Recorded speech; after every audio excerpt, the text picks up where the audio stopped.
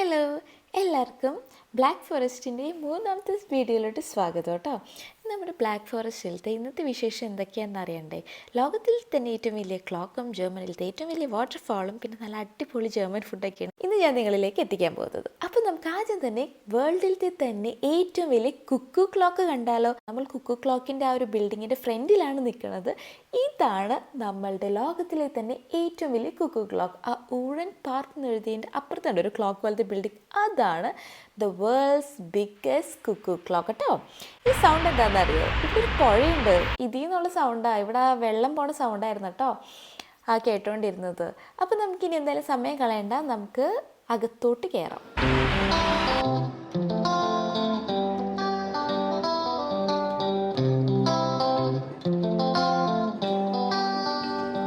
കുക്കു ക്ലോക്കിൻ്റെ അകത്ത് ആ ഒരു ബിൽഡിങ്ങിൽ കയറിയിരിക്കുകയാണ്. ഇതിൻ്റെ അകത്ത് തന്നെ അവർ കുറേ ഇതൊക്കെ വെച്ചിട്ടുണ്ട് കേട്ടോ. പാസ്സൊക്കെ ഉണ്ട് കേട്ടോ, എന്തോ ചെറിയൊരു ഫീസ് കൊടുക്കണം.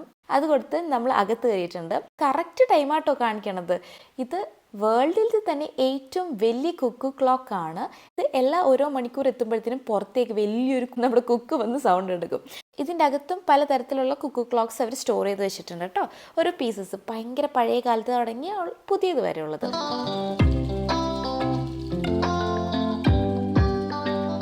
മുകളിലോട്ട് കയറിയ കുക്കു ക്ലോക്കിൻ്റെ ആ ഒരു സ്ട്രക്ചറിൻ്റെ അടുത്തേക്ക് എത്തും. ഇങ്ങനെയാണ് ഇത് പ്രവർത്തിക്കുന്നത് കേട്ടോ. നമുക്ക് ആ കറങ്ങുന്ന അതിൻ്റെ സംഭവമൊക്കെ കാണാം. പക്ഷെ അവരവിടെ എഴുതി വെച്ചിട്ടുണ്ട് അടുത്തേക്ക് ചെല്ലരുതെന്ന്. അവിടെ എഴുതി വെച്ചിട്ടുണ്ട് കേട്ടോ. ആ ഭാഗത്തേക്ക് നമുക്ക് ചെല്ലാൻ പറ്റില്ല.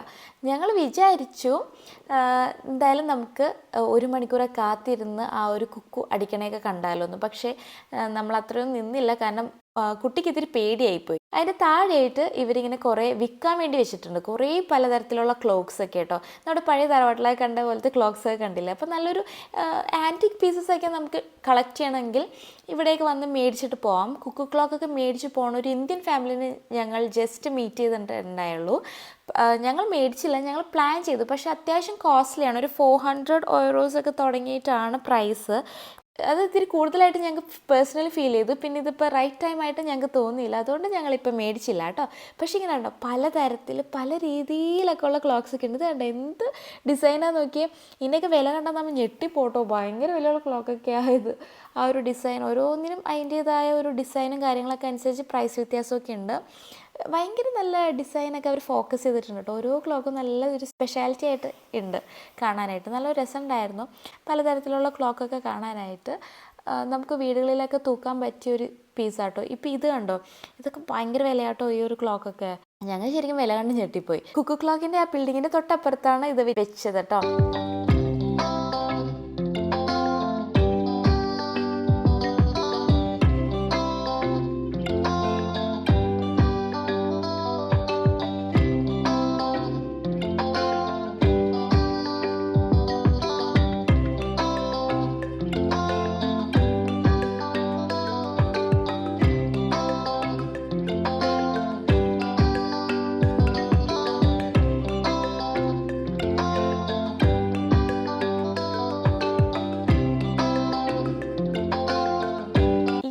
തന്നെയുള്ള വേറെ കുക്കു ക്ലോക്ക്സ് ഇവിടെ ഇഷ്ടംപോലെ കുക്കു ക്ലോക്ക് വിൽക്കണമെന്നുണ്ട് കേട്ടോ.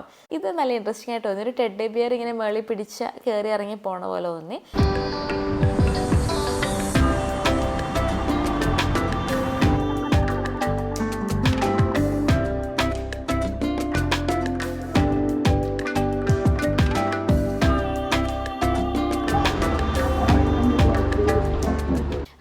അതേ കുക്കു ക്ലോക്കൊക്കെ മേടിക്കാം എന്നുള്ള രീതിയിൽ ബാസ്ക്കറ്റൊക്കെ എടുത്തിട്ടോ. പക്ഷെ സത്യം പറഞ്ഞാൽ ഒന്നും മേടിക്കാണ്ട് നമ്മൾ ആ കടയിൽ നിന്ന് ഇറങ്ങിപ്പോന്നു.